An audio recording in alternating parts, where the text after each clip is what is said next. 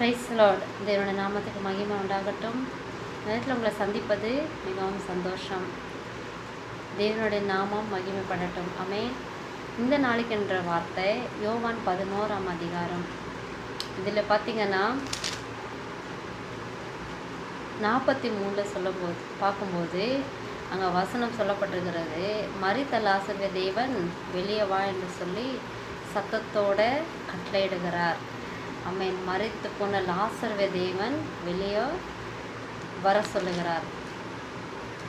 இந்த இடத்துல இவங்க தேவனை நல்லா தேடின ஒரு குடும்பம், தேவனை பின்பற்றின ஒரு குடும்பம், தேவனை நேசிக்கிற ஒரு குடும்பம், தேவனுக்காய் நேரத்தை செலவழித்த ஒரு குடும்பத்தின் மத்தியில் திடீரென்று மரணம் நேரிடுகிறது. பிரியமானவர்களே, மரியாள் பார்த்திங்கன்னா தேவனுடைய சமூகத்தில் அமர்ந்திருந்தாள்.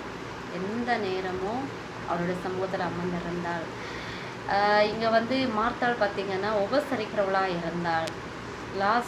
லாசரு மேலே தேவனுக்கு மிகவும் அன்பு இருந்தது. தேவன் அவனை மிகவும் நேசித்தான் என்று வசனம் இருக்கிறது. ஆனாலுமே தேவனை நேசிக்கிற ஒரு மனிதன் திடீரென்று மரணம் நேரிடுகிறது.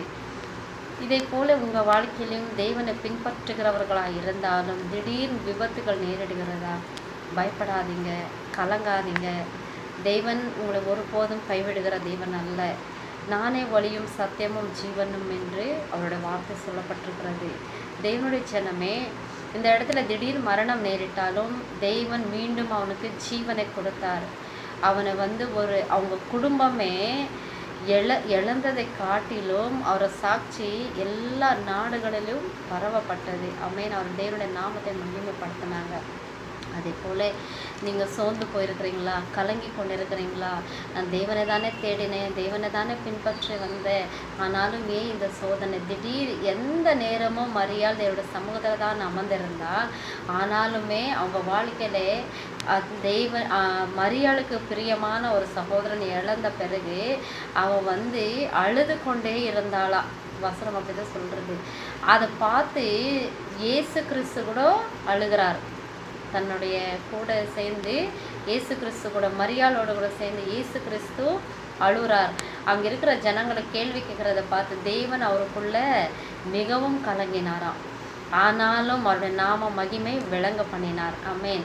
நம்ம ஆராதிக்கிற தேவன் அவர் மரித்து போனவர் அல்ல, அவர் மரிக்க விடுகிற தேவன் அல்ல, இழந்து போனால் போகட்டும்னு சொல்லி கைவிடுகிற தேவன் அல்ல. அவர் மீண்டும் ஜீவன் கொடுக்குற தேவன். ஆமென். உங்கள் வாழ்க்கையிலும் தேவனை பின்பற்ற நிமித்தமாய், தேவனை பின்தொடர்ந்த நிமித்தமாய்